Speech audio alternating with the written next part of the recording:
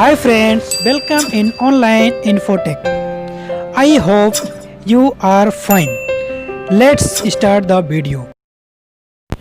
चलिए फ्रेंड्स जानते हैं अलीज़े नाम का मतलब उर्दू और अंग्रेज़ी में।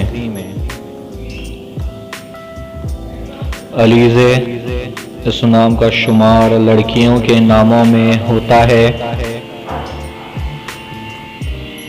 ये नाम शुरू होता है हुर्फ आइन से। ये नाम अंग्रेज़ी में 6, उर्दू में 5 हुर्फ और एक लफ्ज़ पर मुश्तमिल है। इस नाम के मायने हैं उर्दू में मुनव्वर और फूल। English meaning is radiant and flowers.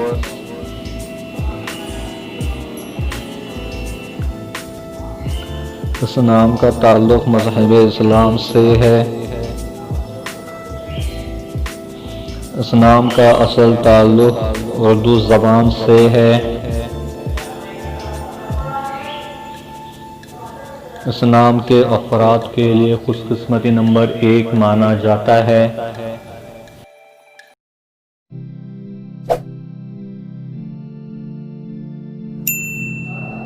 Subscribe to my channel, click the bell icon, get notified directly latest upload.